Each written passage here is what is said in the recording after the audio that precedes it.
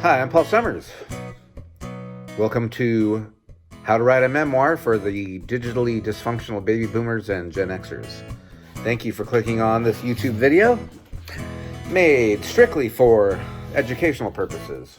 If you are age 50 or older and you'd like to learn how to write your special story in today's digitally centered, technology inebriated world, I have created this series for you. I believe in you. And I am on this very same path with you.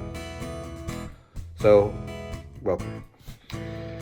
So rather than to ask you to click on links or to join a marketing campaign, I am grassroots promoting my knowledge-based wisdom, providing genuine content to assist you in achieving your dream without all the frustration and time-consuming trial and error which I've swam through in the past year. Listen, I know firsthand, okay, because it's really hard for me to ask questions or even ask for help. It's just hard for me. Clicking on a video is one way to get answers, but I found it's not the most thorough way to gain knowledge because you can't interact with the video. It's that simple. As I will always do, I'm going to ask that you please leave a comment for me to respond to if you have any questions. To leave a comment, if you're signed in, just click below where you're watching this video where it says add a public comment and just write your comment in and I'll be able to respond to that. I don't know how soon I'll get to it, maybe a day, 2, 3 at the most probably. Anyway, please do though. Please leave a comment either way. If you want to leave a negative comment, that's not cool, but if you have some constructive criticism, I'm all for it. Especially if it's helping other people, just put it down that way. Just say, hey, I found that this works or that works, instead of your video sucks and you don't know what you're talking about, because I do know what I'm talking about, first of all. So anyway, thank you for being here. What I do want to say, though, to wrap that thought is the negative feedback or the comments or the ridicule or is that any reason to not share with all of humanity a life-altering event which the world needs to hear? Can I get a resounding hell no? All right. Anyway, take a little sip from. I want to talk about this awesome mug that my kid got me, and it says "I love you, Dad" on there. Good kids. Let's get around to the lesson today. What do you think? Today's lesson for your memoir: brainstorming. This is the first of the brainstorming ideas. Brainstorming. You've gone through and created your memoir timeline. And a couple reminders with that is it should be loosely organized, like a skeleton of a timeline, written on, hopefully you had a long piece of paper and you wrote it in erasable pencil with lots of room for spaced gaps in between. I realized I didn't say all that in the first lesson, so if you need to go back and do that, please just pause the video or come back to it at a different time and go and create that timeline. That's going to be an essential piece here, so if you need to do that now. And remember, but before you hit pause here, it doesn't have to have every last thing that you want to recall on it. It's just the framework of the time period that you're going to write the memoir. The difference between a memoir and a biography or an autobiography is a memoir is just a specific time period in which most likely an event occurred which was life-altering. And that's not a strict definition by any means, but that's the difference between that and a biography, which is like a life story. For all of us who are not famous yet, hey, how's that? This would be the way to get famous. No, I'm just kidding. It's a way to tell your story without bogging somebody down with all your life events. I know that you'll want to encompass those within, but we'll talk about that later. Anyway, I'm going to guess that you probably started writing some of what may or may not end up in your memoir. But what, how, when, where?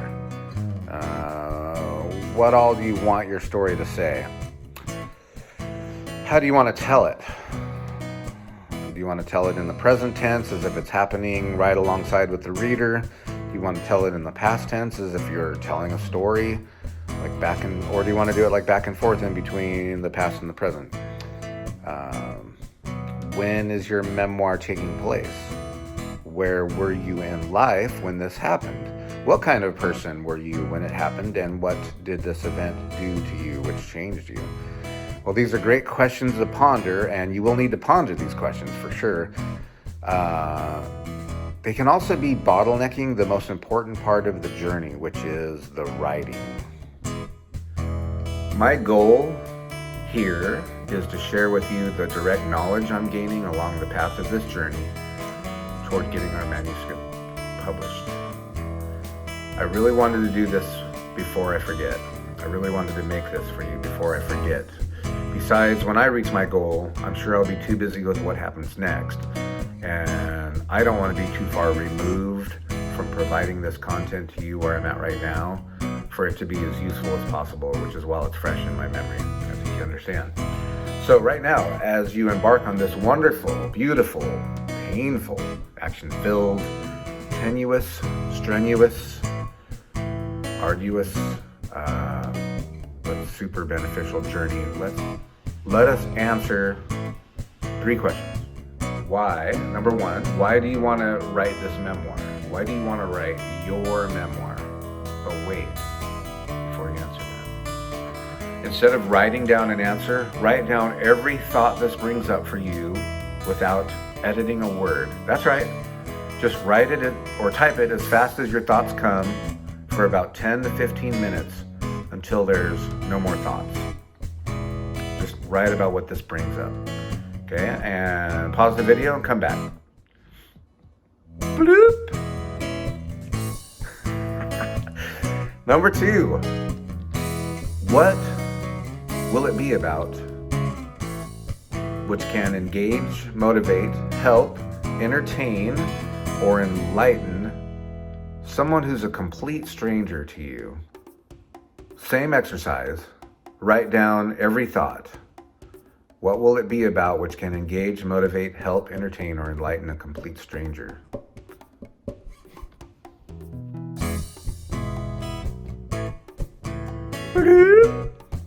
Number 3, what content of which you are of an expertise because of a skill, an experience, will your memoir provide? Which content will your memoir provide? Last time, same exercise, write down every thought. Now these could be memories that flash back, compliments somebody gave you that you just remember, things from people in your past or from your past. Okay, go ahead and pause again, write it down.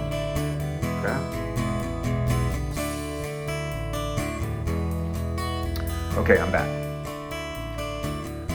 All right, what I want you to do is hold on to this sheet, okay? You keep this, or if it's a document that you type up, just hold on to it, okay? What I want you to start doing today is write. I want you to start writing. I need you to get into the habit of writing. It's really difficult to get good at something that you don't do all the time. So what I suggest is a free-flowing, free write, where you write without editing. Start off small so it's not painful, and it doesn't feel like work. Just give yourself a break. If you can't hit a word count, I would not even go for a word count really, but a nice easy one would be, let's say 300 words, okay? So you're just sitting down and you're just writing. You're not writing anything in particular unless you want to. The only thing that's important is that you write without editing what you write. So it's an exercise in not overthinking, and just to get your butt in a chair or standing if that's how you like to write. Get your fingers on the keyboard or your hand around a pencil or pen and just write for a little bit, okay? What I'm doing is preparing you for our next lesson, which is going to be using a whiteboard.